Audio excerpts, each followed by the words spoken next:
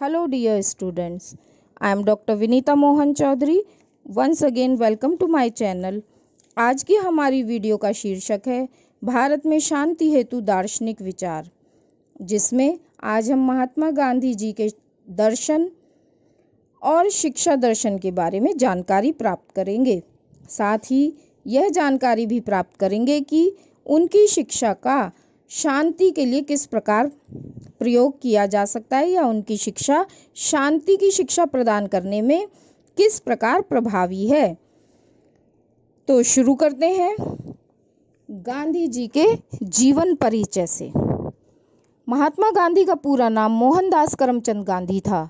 उनका जन्म 2 अक्टूबर 1869 को गुजरात के काठियावाड़ जिले के पोरबंदर नामक स्थान पर हुआ था। बालक मोहनदास पर माता पिता के उच्च नैतिक संस्कारों का गहरा असर पड़ा। बाल्यावस्था में गांधी जी ने हरिश्चंद्र नाटक का मंचन देखा था और श्रवण कुमार की पितृभक्ति से संबंधित चलचित्र देखा था। इन दोनों का ही अमिट प्रभाव बालक मोहन पर पड़ा। श्रवण कुमार की सी पितृभक्ति और हरिश्चंद्र की सत्यवादिता को उन्होंने अपने व्यक्तित्व का हिस्सा बना लिया। 13 वर्ष की अल्प अवस्था में इनका विवाह कस्तूरबा बाई से हुआ। अपने बाल विवाह के बुरे अनुभवों के आधार पर गांधी जी ने जीवन पर्यंत बाल विवाह का विरोध किया। 1914 तक दक्षिण अफ्रीका में सत्य, अहिंसा, सत्याग्रह, कार्य आधारित शिक्षा जैसे सिद्धांतों का उन्होंने सफलतापूर्वक प्रतिपादन किया। तत्पश्चात वो भारत लौटे। उन्होंने सामाजिक सुधार हेतु अनेक कार्यक्रम चलाए, जैसे मद्य निषेध, अस्पृश्यता निवारण आदि। 1937 में इन्होंने बुनियादी शिक्षा के यानी नई तालीम के अपने सिद्धांत को विस्तृत रूप दिया। गांधी जी के संघर्षों एवं रचनात्मक कार्यों के परिणाम स्वरूप भारत राजनीतिक सामाजिक दास्ता की बेड़ियों को तोड़ने में सफल रहा, परंतु 30 जनवरी 1948 को अहिंसा का ये पुजारी हिंसा का शिकार हो गया। इस महामानव को श्रद्धांजलि देते हुए प्रसिद्ध वैज्ञानिक आइंस्टीन ने कहा था, आने वाली पीढ़ियां इस बात पर शायद ही विश्वास करेंगी कि हाड़ मास का कोई ऐसा आदमी इस धरती पर कभी जन्मा था। गांधी जी के जीवन परिचय के बाद हम गांधी जी के जीवन दर्शन के बारे में बात करेंगे कि गांधी जी का दर्शन कैसा था, परंतु उससे पहले हम जान लेते हैं कि दर्शन क्या होता है।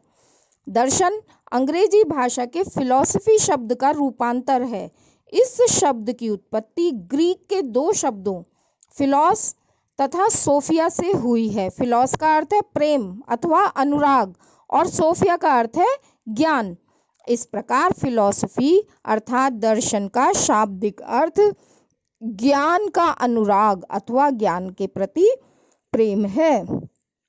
इस दृष्टि से ज्ञान तथा सत्य की खोज करना तथा उसके वास्तविक स्वरूप को समझने की कला को ही दर्शन कहते हैं, तथा किसी कार्य को करने से पूर्व इस कला को प्रयोग करने वाले व्यक्ति को दार्शनिक की संज्ञा दी जाती है। शिक्षा का अर्थ, शिक्षा के उद्देश्य, शिक्षा की विधियां, शिक्षा का पाठ्यक्रम, इन सभी को दर्शन, दार्शनिकों और विचारकों द्वारा ही तैयार किया जाता है। शिक्षा का मुख्य उद्देश्य मानव का समग्र विकास है और इसके लिए जीवन के लक्ष्य के बारे में जानना आवश्यक है। शिक्षा और दर्शन इस दृष्टि से एक सिक्के के 2 पहलू हैं। दर्शन मनुष्य के जीवन और शिक्षा का मार्गदर्शन करता है और शिक्षा बताती है कि उस रास्ते पर कैसे चलना है।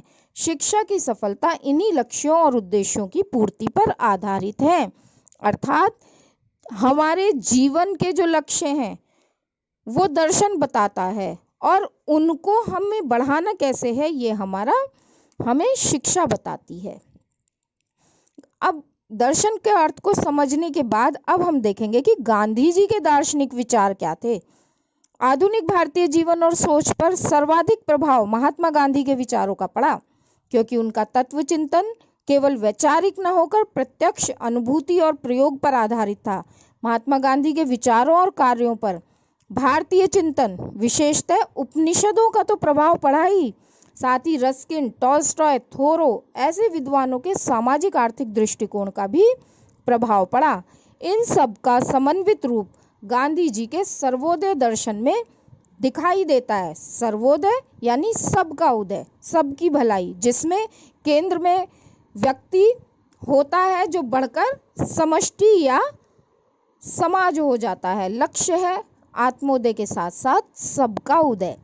गांधी जी पर भारतीय दार्शनिक परंपरा का अत्यधिक प्रभाव था। इस महान परंपरा के दो श्रेष्ठ तत्वों सत्य और अहिंसा को गांधी जी ने अपने संपूर्ण विचारों और कार्यों के केंद्र में रखा। इसका अर्थ यह हुआ कि गांधी जी का जो दर्शन था वो सत्य और अहिंसा पर आधारित था। हम उनके दर्शन को 3 बिंदुओं में विभाजित कर सकते हैं, 3 भागों में विभाजित कर सकते हैं, जिसमें पहला है तत्व मीमांसा या मेटाफिजिक्स। दार्शनिक जटिलताओं के बजाय ईश्वरत्व की अवधारणा ही गांधी जी को भाती थी। तो गांधी जी की तत्व मीमांसा में जो मुख्य तत्व है वो है ईश्वर। ईश्वर की असंख्य परिभाषाएं हैं। गांधी जी कहते हैं कि ईश्वर की असंख्य परिभाषाएं हैं क्योंकि उसके रूप भी असंख्य हैं। वे मुझे विस्मय और भय से विह्वल कर देते हैं, पर मैं सत्य के रूप में ही ईश्वर की पूजा करता हूँ। मेरे लिए ईश्वर सत्य और प्रेम है, ईश्वर नीति और नैतिकता है, निर्भयता है, ईश्वर जीवन का आलोक और स्रोत है, ईश्वर अंतरात्मा है। और इस ईश्वर को पाने का एक ही उपाय है कि उसे उसकी सृष्टि में देखा और उसके साथ एकाकार हुआ जाए। संपूर्ण सृष्टि के साथ अहिंसात्मक मनोवृत्ति और आचरण ही हमें उसके अर्थात ईश्वर के साथ एक करता है। वो स्वयं कहते हैं, जब आप सत्य को ईश्वर रूप में पाना चाहते हैं तो एकमात्र अनिवार्य साधन प्रेम अर्थात अहिंसा है। और क्योंकि मैं मानता हूँ कि साधना और साध्य पर्यायवाची हैं, अतः मुझे कहने में कोई हिचक नहीं है कि ईश्वर प्रेम है। तो गांधी जी सीधे सीधे ईश्वर की अवधारणा को अपने दर्शन में मूल रूप में मानते हैं। ईश्वरत्व की अवधारणा की वजह से उनकी आचार नीति मीमांसा यानी उनके एथिक्स, उनका दर्शन का दूसरा महत्वपूर्ण बिंदु है आचार नीति मीमांसा, जिसमें वो 2 चीजों की बात करते हैं, अहिंसा और सत्याग्रह। पहले हम लेते हैं अहिंसा को। मोहनदास करमचंद गांधी को सामान्यतः भारत के अहिंसक स्वाधीनता संघर्ष के सर्वोच्च नायक के रूप में देखा जाता है। गांधी जी के सत्य चिंतन का व्यवहारिक पहलू इसीलिए अहिंसा के रूप में अभिव्यक्ति पाता है क्योंकि संपूर्ण सृष्टि के साथ अहिंसात्मक मनोवृत्ति और आचरण ही हमें उसके अर्थात ईश्वर के साथ एक करता है। गांधी जी किसी भी प्रकार की पराधीनता को, चाहे उसका रूप राजनीतिक, सामाजिक, आर्थिक या मनोवैज्ञानिक कुछ भी हो, अनुचित और अन्यायपूर्ण मानते हैं क्योंकि वह किसी न किसी प्रकार की हिंसा पर टिकी होती है और हिंसक मनोवृत्ति को बढ़ावा देती है। किसी भी प्रकार का राजनीतिक दमन, सामाजिक उत्पीड़न, आर्थिक शोषण, चाहे वो मनुष्य का हो, किसी अन्य प्राणी का हो, प्रकृति का हो, गांधी जी के अनुसार हिंसा के ही विभिन्न रूप हैं। और इसीलिए आचार नीति मीमांसा के दूसरे बिंदु सत्याग्रह में वो कहते हैं कि इसीलिए वे उनके खिलाफ सत्याग्रह अर्थात अहिंसक या प्रेमपूर्ण प्रतिरोध का आग्रह करते हैं। सत्याग्रह की व्याख्या करते हुए गांधी जी ने लिखा है, सत्याग्रह का अर्थ है अपने घोर विपक्षी के सत्य में भी, उसकी संभावना में भी आस्था रखना। तो गांधी जी अहिंसा और सत्याग्रह पर विश्वास रखते थे। गांधी जी की आचार नीति थी अहिंसा और सत्याग्रह। समाज दर्शन, गांधी जी के दर्शन में तीसरा बिंदु है समाज दर्शन, सोशल फिलॉसफी, जिसमें वो वर्ण व्यवस्था और समाज व्यवस्था की बात करते हैं। उन्हें भारतीय वर्ण व्यवस्था उतनी ही प्रिय थी जितनी भारतीय कर्म व्यवस्था, पर वे इसके घोर विरोधी थे कि ब्राह्मण के यहाँ पैदा हुआ बच्चा पैदा होते ही कुलीन वंश का माना जाएगा। अपने आश्रम में भी इस भेदभाव के प्रति उनका गुस्सा दिखाई देता था और वो कभी कभी आश्रम के लोगों को हिदायत भी देते थे कि हमारे आश्रम में कोई भी व्यक्ति ऊंच नीच की मानसिकता न रखे, परस्पर सद्भाव से रहे, सब में ईश्वर का वास देखे। क्यों? क्योंकि उनके दर्शन में इंसानियत को खास महत्व दिया गया है। वे इंसानियत के चश्मे से सभी धर्मों के प्रमुख ग्रंथों का पारायण करते थे। वो कहा करते थे कि सभी जाति के इंसानों के खून का रंग एक ही होता है। यदि ईश्वर के द्वारा जाति को प्रधानता दी जाती तो वो उनके लहू के रंग को भी अलग अलग बना देता। इसलिए वर्ण व्यवस्था के वो विरोधी थे। दूसरी चीज, समाज व्यवस्था। महात्मा गांधी एक ऐसी समाज व्यवस्था का प्रस्ताव करते हैं जो आर्थिक जीवन में स्वदेशी, विकेंद्रीकरण, ग्रामोद्योग और ट्रस्टीशिप पर आधारित हो। विकेंद्रीकरण यानी कि एक ही जगह पर न रह जाए सब कुछ, एक केंद्र पर ही सब कुछ निर्भर न रहे। हर चीज के जैसे धन केवल एक के पास में ही न रहे, वो डिस्ट्रीब्यूट हो जाना चाहिए, उसका विकेंद्रीकरण हो जाना चाहिए। एक केंद्र पर ही कोई भी लाभ रहना नहीं चाहिए। ट्रस्टीशिप का मतलब है कि लोगों के पास अगर ज़्यादा धन है तो वो उस धन को संचित करें, उसके ट्रस्टी बने रहें और काम वक्त आने पर दूसरों की सहायता में उसको लगाएं। तथा राजनीतिक जीवन में ग्राम स्वराज्य पर उन्होंने बात की।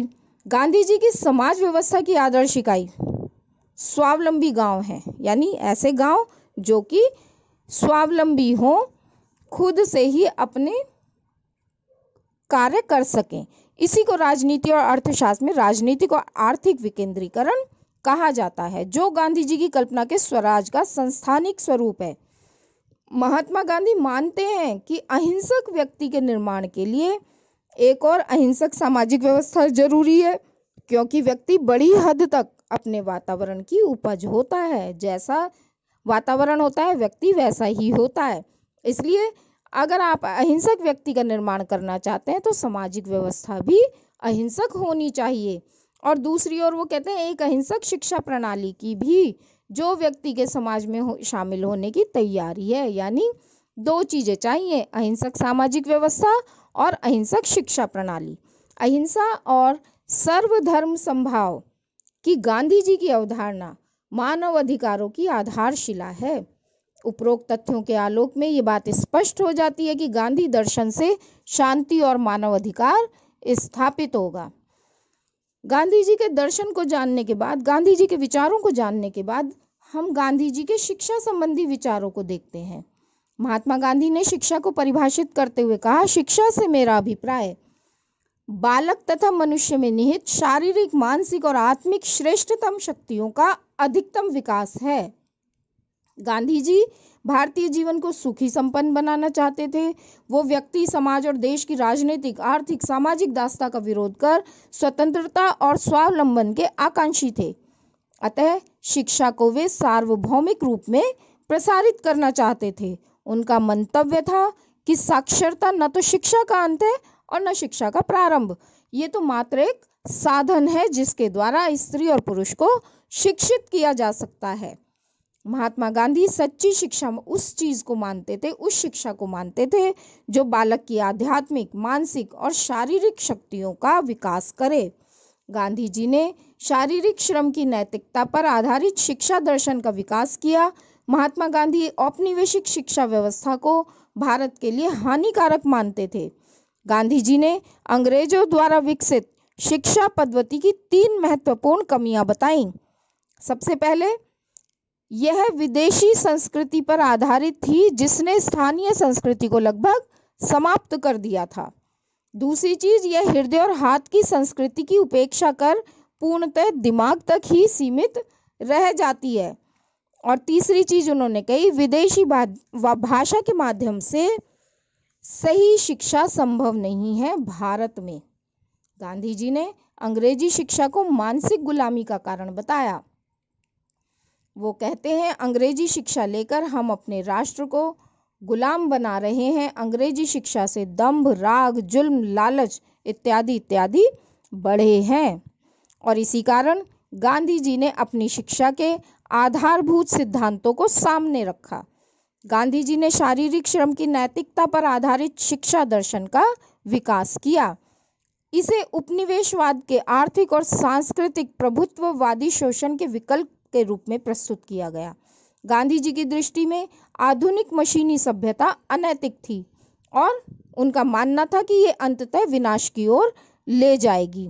विनाश की इस प्रक्रिया को जड़ से समाप्त करने के और भारत के नवनिर्माण हेतु गांधी जी ने नई तालीम अर्थात बुनियादी शिक्षा के सिद्धांत का प्रतिपादन किया।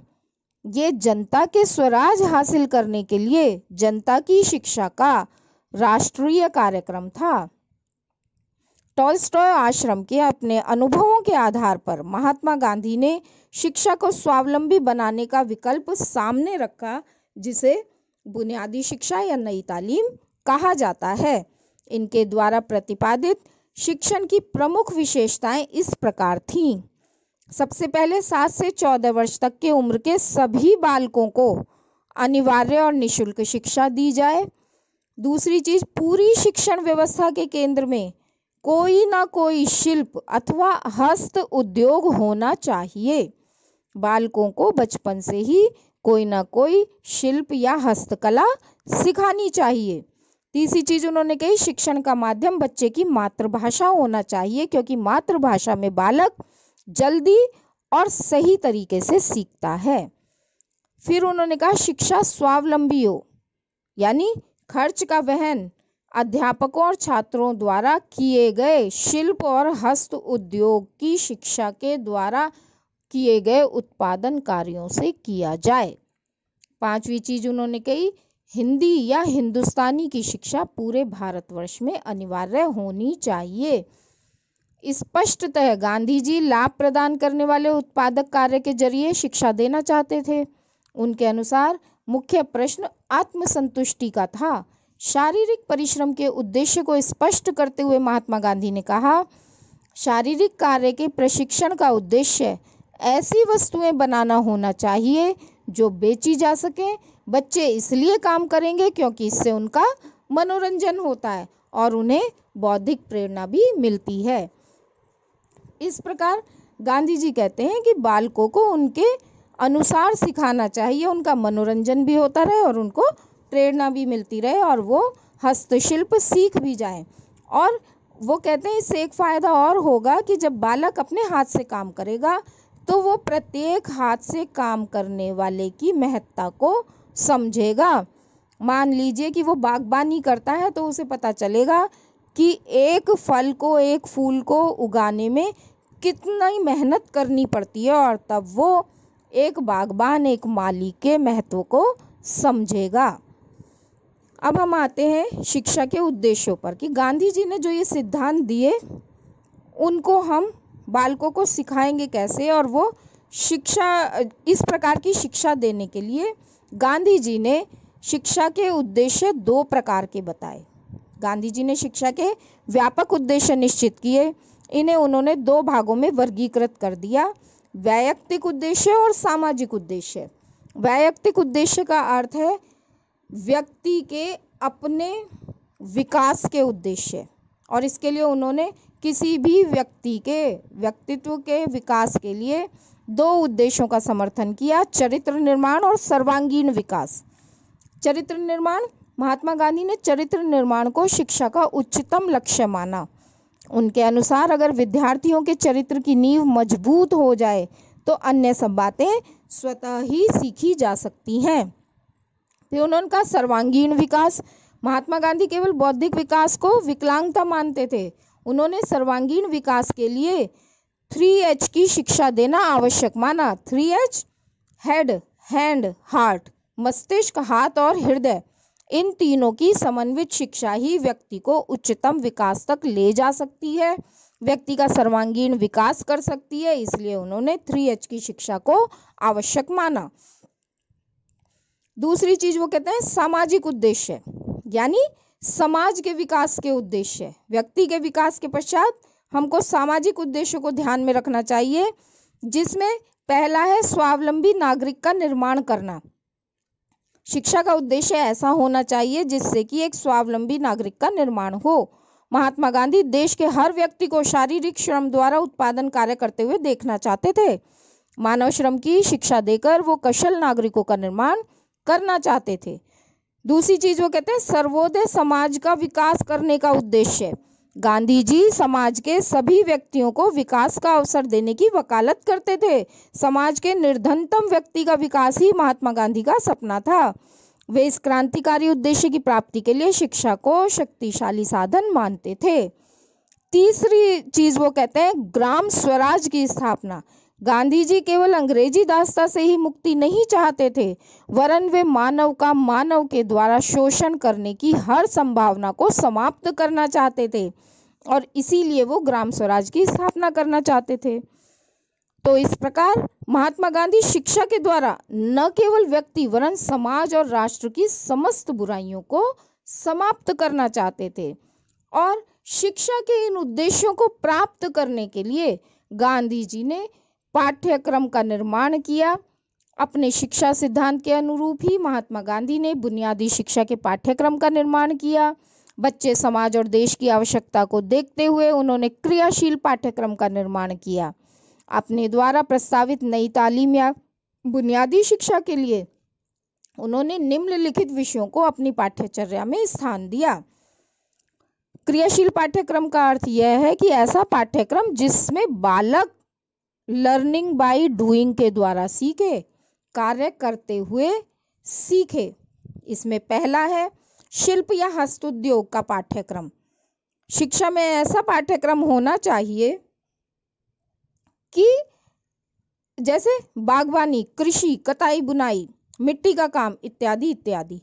मातृभाषा को पाठ्यक्रम में स्थान दिया जाना चाहिए।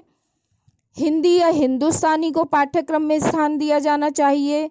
व्यवहारिक गणित, जिसमें अंकगणित, बीजगणित, रेखा गणित, मेजरमेंट आदि आते हैं, उनको पाठ्यक्रम में स्थान देना चाहिए।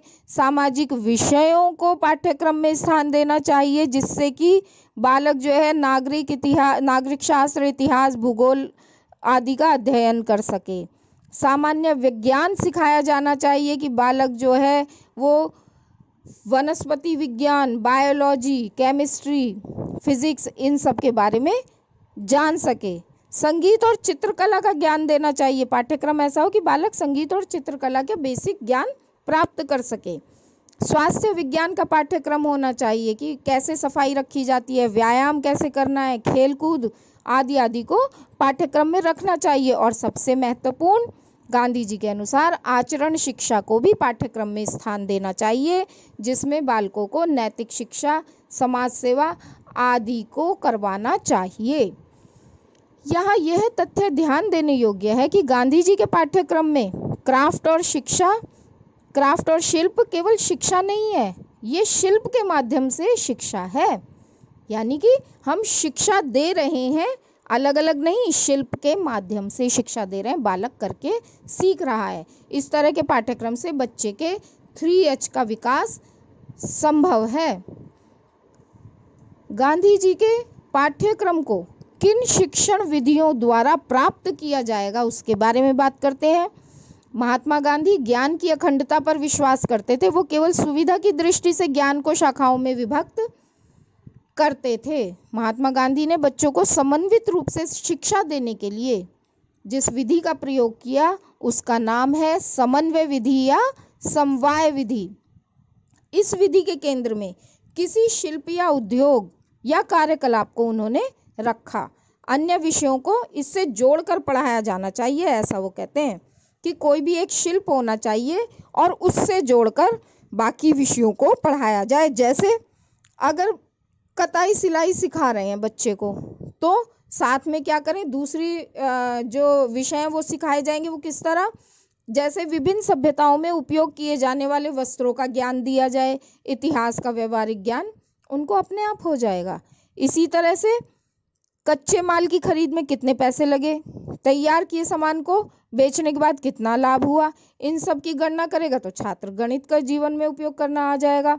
इस तरह समवाय विधि जो है शिक्षा के क्षेत्र में कोई उद्योग, शिक्षा के जो मेन सेंटर पर कोई एक उद्योग होना चाहिए, कोई एक शिल्प होना चाहिए और उसके साथ साथ अन्य विषयों को भी पढ़ाना चाहिए। समवाय विधि के 2 महत्वपूर्ण आयाम हैं, प्राकृतिक वातावरण से समन्वय और सामाजिक वातावरण से समन्वय व समवाय। प्राकृतिक परिवर्तनों को केंद्र बिंदु मानकर विभिन्न विषयों का समन्वय करना, जैसे जाड़े में गेहूं की बुआई करना, ग्रीष्म ऋतु में गेहूं की कटाई करना, फिर उसके उत्पादन की प्रक्रिया कैसी होती है, भारत में और विश्व में इसके उत्पादन क्षेत्र क्या है, गेहूं के लिए मिट्टी कैसी होनी चाहिए, खाद कैसी होनी चाहिए, पानी कितना होना चाहिए, इन सब की आवश्यकता कैसी होती है, आदि आदि कई पक्षों की शिक्षा से समन्वय करना, प्राकृतिक वातावरण से समन्वय करना कहलाता है।